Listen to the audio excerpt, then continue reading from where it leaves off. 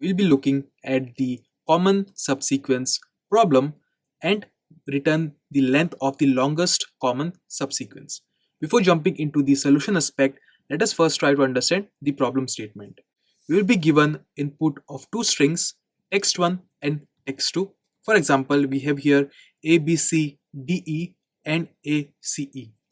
We have to find the longest common subsequence. In a given string, we can delete certain characters from the string and not delete any characters from the string as well, and whatever outcome we get, that has to be common between both the strings. For example, A, B, C, D, E, I delete both B and D here, I get A, C, E. In the second string, I don't delete anything, I just have A, C, E. And because I deleted here and here, I was able to get common sequence in both the strings. I cannot change the order of the words that we have, so the order has to remain intact, but I can delete words from in between. That's pretty much it in terms of the problem statement, and as output we have to return the length of this common sequence. If there is no length, you have to just return 0. Now another example we can see here is ABC, ABC. Now in both these cases they are similar, so I don't have to delete any characters from any of the strings, and this sequence becomes 3, and that's why I return 3 from here. I have another string here as an example, A, B, C, D, E, F. There is nothing common between these two, hence the outcome becomes 0. And we will try to build a solution using JavaScript now. Now, the way these comparisons happened was that we compared the character in text1 with the character in text2. If they were equal, we said yes, a solution will exist, and up to now at this point we see that length is equals to 1 because both of them have this length common. Then we see that the next characters that we had was B and C. We saw B and C are not going to be common, so I cannot directly increase the length of the common sequence that I want to have. I have to basically delete this B and then try with the next element that I have, which is going to be my C, and then only C gets compared with C. And similarly I move forward with this being added now. So now it was initially 1, now the length became 2. I move forward to my D, I compare D and E here, they are not matching, so I delete this one and I move forward with this one, and then both of this are equal, then I add plus 1 more to the length. So that's how it becomes 1 plus 1 plus 1, and then the length becomes 3.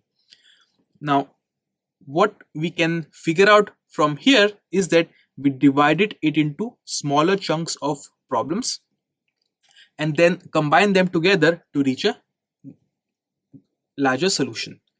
And this basically translates into a dynamic programming problem. We have a sub problem that we have found. These are the sub problems, character from text1 and character from text2.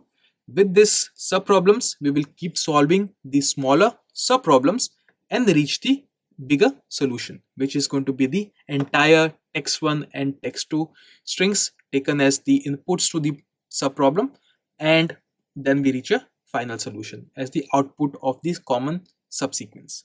And to do that, let's say, because we are using dynamic programming, we need to have a base case. We will start with a base case, identify a common pattern, and then extrapolate on that common pattern that we have.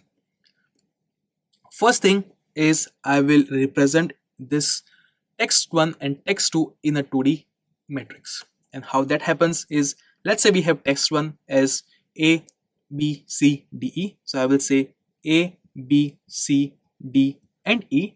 I will represent text2 as well in the matrix, which will be going to be A, C and E. And I will have this 2D matrix with me now from the representations of both the strings that I have with me, and upon this I will be performing dynamic programming. But we said that for dynamic programming, we need a base case to get started. Do we see a base case here so far? We don't have any base case. So let's create a base case first. What we will do is keep filling zeros towards the right and the bottom side of this matrix that we have, and we will start from the bottommost position here, and here we will see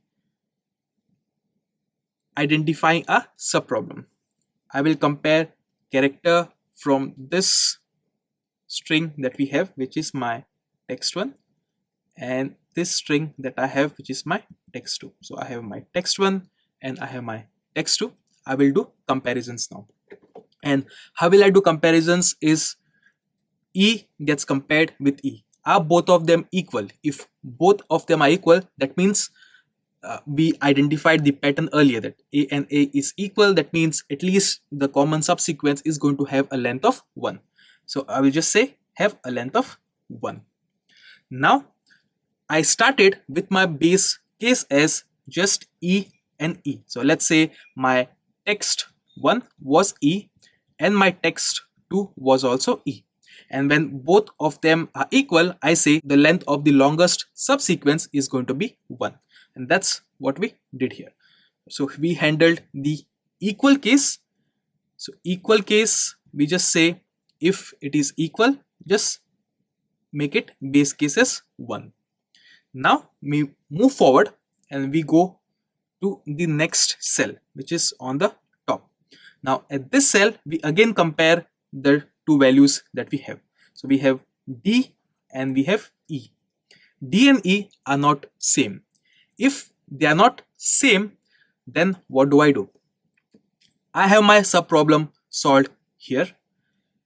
In that case, I will be picking up the values from the solution either at the bottom or the right. Why the bottom or the right is because I'm taking a bottom up approach, which says that I will start with the smallest subproblem. So my smallest subproblem at the start was E and E only. Then now it became DE and E at this point. I will keep on solving these smaller subproblems right from the bottom, and I will keep filling up it towards the top, and here is where I will have my final length. So because this is a bottom up approach, I will keep picking up the solutions from my previous subproblems. The previous subproblems, because it's a bottom up approach, I will have either at the bottom or the right. And because of that, I will say when it is not equal, then just pick up the maximum value, because the aim here is to find the longest common subsequence. So I just have to pick the longest value from either the bottom, which is going to be this one, or this one. And from this two, the maximum is going to be just this one that we have. So either the bottom or the right cell, and just pick the max from these two cells. And in this case, whenever we pick either from the bottom or right, we are going to get 1 here. So that's how we are going to be proceeding with the extrapolation whenever we have a not equal case.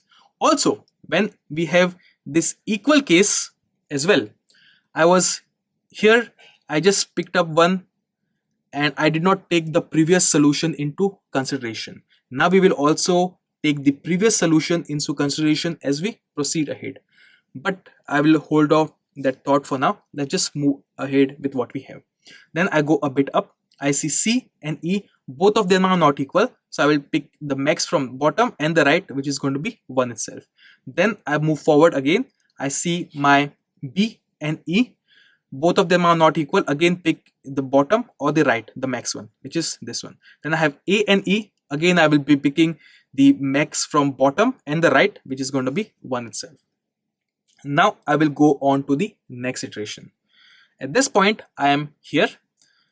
When I am here, I will again do comparisons between E and C. Both of them are not equal, so I will pick bottom and right, whichever is the maximum, which is 1. I will go here, I will see D and C. I will pick the maximum, which is going to be from these two, max is just going to be same because it's just 1. I will now go have here C and C. Now when I have equal in both these strings, the characters, at the first encounter when E and V were equal, we just said it was 1. But now it cannot just be 1 because we have to take into consideration the solution from the previous sub-problems also that were there up to this point. And to do that, what we will say is when you are trying to calculate here, you have that 1 because it's matching. So of course it's going to add 1 to whatever value you had. And how do we find whatever value you had? You because you're going a bottom up approach, you're just going diagonally towards the origin here. Because we are going diagonally in this direction, what we will say is when you're here, do 1 plus the value that is here. So it's going to be the row you are in, go to the next row and go to the next column and just pick up the value which is diagonal in this direction. And this is going to be 1. So you just do 1 plus 1, which is going to give you 2. Then I move forward again. I will see B here and C, both of them are not same, so I will just pick the max of this 2. Max of this 2 is going to be 2 itself. Then I go forward, I have A and C here, both of them are again not equal, just pick the max of this 2, which is going to be 2 itself. Then I move on to the next iteration, which is going to be now going from bottom up to the top for this specific column. I will start from here. Here I will compare E and A, both of them are not equal, so just pick up from bottom and the right whichever is going to be maximum. So I pick up 1. Then I come here, I see D and A, both of them are not equal again, bottom and right, whichever is the maximum you pick up. Then I have C and A, both of them are not again equal, I pick up max of this 2, which is going to be 2. Then I go up again, I see B and A, both of them are again not equal, pick up max from this 2, which is 2. Then I have here, I have my A and A, which is going to be equal. So whenever it is equal, you pick up 1 plus the previous solutions so far diagonally. 1 plus 2, which is going to give me 3. And this is my final outcome, which is going to get returned from the problem statement. And that's the bottom up approach. Basically what we did is we started from here using a base case that will be considering the smaller sub problems that we have.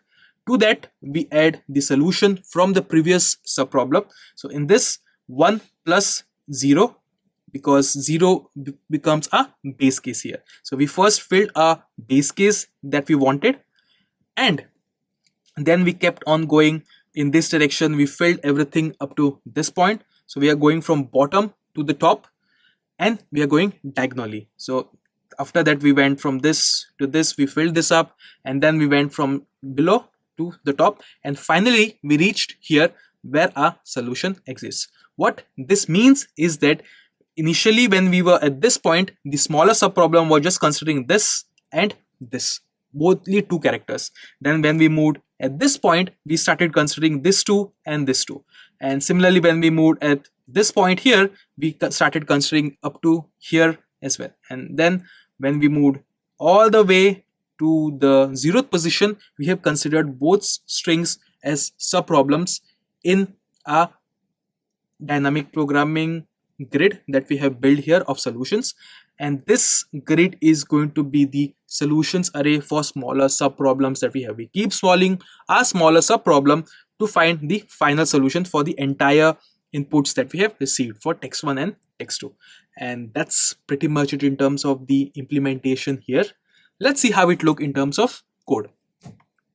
First step we said is we want to have a DP solutions array. So I will say let DP is equal to something. What is this something going to be? We said that the base case also needs to be handled, because when you are here, you don't have any previous solutions that have been solved. So you start with the base case by filling all the right side column here with zeros and the bottom row with zeros here, because that forms a base case. Every dynamic programming problem needs a base case, so that's the trigger condition. You start with the base case. With the base case relationship expression, wherein we chose when equal case what we are doing, and when not equal case what we are doing, and then we keep extrapolating and solving these smaller sub problems, keep on putting the solutions in the DP grid, and reach the final solution. So this is 1 2 3 4 5, so 1 2 3 4 5 rows, 5 rows plus 1 row here.